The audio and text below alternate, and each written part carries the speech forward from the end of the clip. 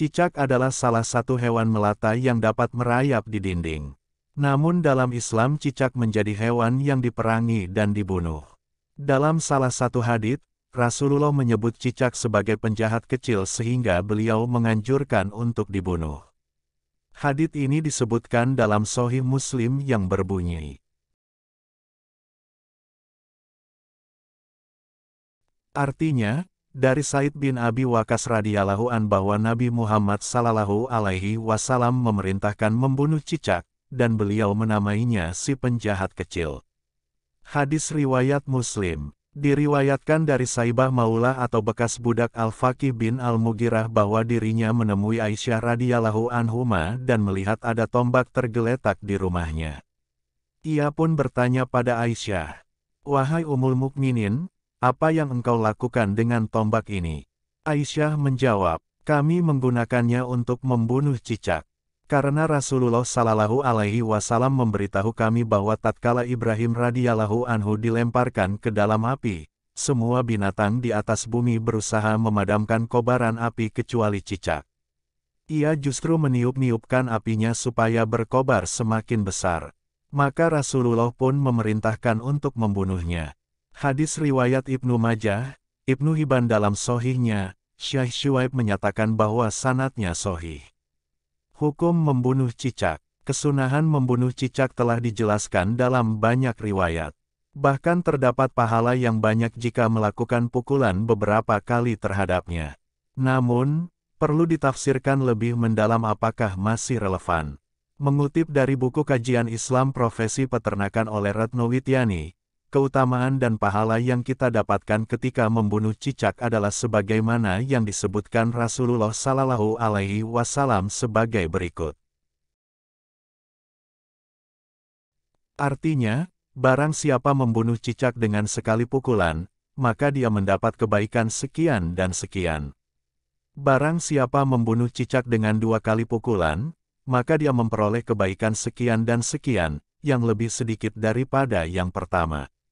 Jika dia membunuh cicak dengan 3 kali pukulan, maka dia memperoleh kebaikan sekian dan sekian, yang lebih sedikit daripada yang kedua. Hadis riwayat Muslim, penjelasan mengenai angka kebaikan sebagai ganjaran jika membunuh cicak di atas terdapat dalam buku ringkasan Sahih Muslim yang ditulis M. Nashiruddin Al-Albani. Dalam sebuah hadits dijelaskan bahwa orang yang membunuh cicak dengan sekali pukulan akan mendapatkan ganjaran 100 kebaikan. Namun, jika pukulannya lebih dari 1 maka ganjarannya lebih sedikit daripada itu. Riwayat tersebut berbunyi, barang siapa membunuh cicak dengan sekali pukulan, maka dicatat untuknya 100 kebaikan. Jika 2 kali pukulan, maka lebih sedikit dari itu. Jika dengan 3 kali pukulan, maka lebih sedikit dari yang kedua. Keterangan lengkap mengenai hal di atas telah diterjemahkan Syekh Al-Is bin Abdus Salam As-Sulmi dalam buku Jawaban Pertanyaan Rumit dalam Islam yang isinya menyebutkan.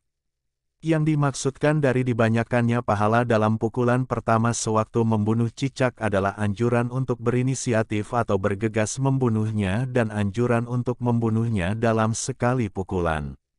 Jika ingin memukulnya beberapa kali, boleh jadi cicak justru bisa kabur dan usahanya menjadi gagal karena kehilangan fokus lantaran asal pukul saja. Terang Imam Nawawi. Selanjutnya, kita harus memastikan, kata Al-Auzaq, dalam hadits tersebut apakah untuk menunjukkan kata cicak seperti cicak-cicak di rumah kita atau tidak.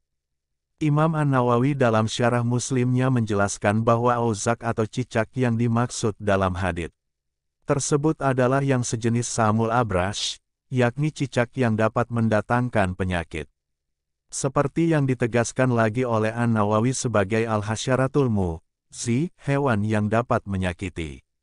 Para ahli bahasa mengatakan bahwa cicak dan tokek belang adalah satu jenis, sedangkan tokek belang merupakan jenis cicak yang besar.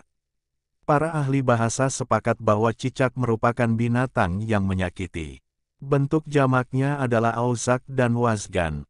Nabi Shallallahu Alaihi Wasallam memerintahkan dan menganjurkan untuk membunuhnya karena ia merupakan salah satu hewan yang bisa membuat sakit. Lihat Abu Zakaria Yahya bin Saraf An-Nawawi, Al-Minhaj Syarhus Sahih Muslim, Beirut, Dar Ihya, Iturats, 1392 Juz 14, halaman 236. Selain itu, dalam salah satu hadits diriwayatkan cicak pada masa Rasul saat itu yang dianggap menimbulkan penyakit kusta sebagaimana disebutkan Badruddin Al-Aini dalam Umdatul Qori.